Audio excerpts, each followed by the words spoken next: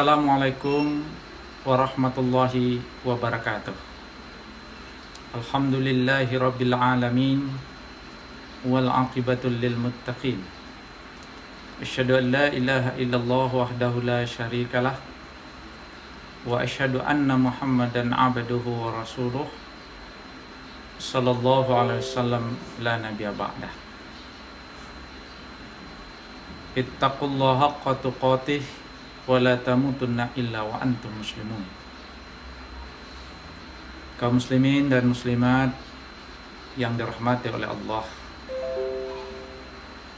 pertama sekali kembali kita bersyukur dengan nikmat Allah Subhanahu wa taala yang selalu memberikan hidayah kepada kita sehingga kita sanggup untuk melaksanakan ubudiyah kepada Allah Subhanahu wa taala. Kemudian salam marilah kita doakan pada junjungan besar kita Muhammad sallallahu alaihi wasallam. Allahumma salli wa sallim ala sayyidina Muhammadin wa ala alihi wa sahbihi. Kaum muslimin dan muslimat, para pemirsa yang dirahmati oleh Allah, salah satu bentuk bisnis yang dikembangkan di lembaga keuangan perbankan syariah adalah akad ataupun transaksi yang kita kenal dengan ijarah. Di dalam konsep fikih, ijarah ini ada dua bentuknya. Pertama adalah dalam bentuk upah mengupah. Yang kedua adalah dalam bentuk sewa dan menyewa. Maka dalam konsep fikih ini dikenal dengan transaksi ijarah. Maka salah satu bisnis yang dikembangkan ketika lembaga keuangan ingin untuk mendapatkan keuntungan adalah menggunakan akad ijarah. Rasulullah SAW mengingatkan terkait dengan transaksi ijarah ini adalah man istajara ajiran falyu'allimhu ajrahu. Barang siapa yang mempekerjakan seseorang dengan suatu pekerjaan, maka berilah pengetahuan ataupun jelaskanlah berapa upahnya. Maka kata-kata ijarah di sini adalah bermakna upah mengupah. Di dalam hadis lain Rasulullah SAW bersabda, hadis diriwayatkan oleh Abu Daud dari Sa'd ibnu Abi Waqqas, kunna nukril arda bima alas sawaqi minaz zar'i wa masa'ida bil ma'i minha. Fanahana Rasulullah sallallahu alaihi wasallam an dzalika wa amarna an nukriyaha bidhahabin aw fiddah. Kami pernah menyewakan tanah dengan bayaran hasil pertanian. Maka Rasulullah sallallahu alaihi wasallam melarang kami untuk melakukan hal tersebut dan memerintahkan kepada kami agar menyewakannya dengan emas atau perak. Maka hadis yang kedua ini adalah menjelaskan bahwa kita boleh untuk melakukan transaksi sewa menyewa, tetapi sebagai pembayarannya Rasulullah SAW merintahkan adalah emas dan perak. Maka kalau kita sebalik sejarah, tentu emas dan perak di zaman Rasulullah ini adalah mata uang.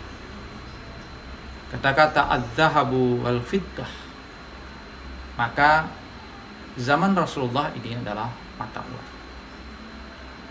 Maka disinilah para ahli fikih menjelaskan bahwa sungguhnya ketika terjadi transaksi sewa menyewa, maka sesungguhnya bisa dan boleh kita melakukannya. Karena Rasulullah SAW dan para ulama sepakat untuk melakukan dan membolehkan transaksi ijarah ini. Ada beberapa ketentuan-ketentuan yang harus kita pedomani ketika melakukan transaksi ijarah itu. Kita mengambil karena lembaga keuangan perbankan syariah yang dia tarik adalah bisnisnya dalam bentuk memperoleh ataupun menyewakan sesuatu, bukan dalam bentuk upah. Ada 3 ketentuan yang harus menjadi patokan ketika melakukan transaksi ijarah di lembaga keuangan perbankan syariah. Yang pertama adalah syirat ijarah, yaitu ijab dan kabul, haruslah menyebarkan pernyataan dari kedua belah pihak yang berakad atau melakukan kontrak, baik menggunakan secara verbal atau dalam bentuk yang lain. Maka kita yakin dan percaya apapun transaksi-transaksi yang dilakukan di lembaga keuangan di perbankan syariah, dia pasti menggunakan akad dan menggunakan perjanjian-perjanjian. Malahan untuk beberapa tingkat-tingkat tertentu dia harus melibatkan notariat. Ini menunjukkan bahwa syirat ijarah itu adalah dilakukan dan dinyatakan oleh kedua belah pihak. Yang kedua, pihak-pihak yang berakad, yaitu orang yang pemberi sewa atau orang yang akan menyediakan jasa dan orang yang menggunakan jasa itu. Maka di dalam prakteknya lembaga keuangan biasanya akan melakukan transaksi ketika ada nasabah meminta dan membantu untuk bisa menyewakan ruko misalnya, karena dia belum punya duit kontan, maka nanti bank akan menyewa, lalu nanti disewakan lagi kepada nasabah. Nah, di situ 2 akad atau 2 transaksi yang melaksanakan ini harus dinyatakan secara jelas.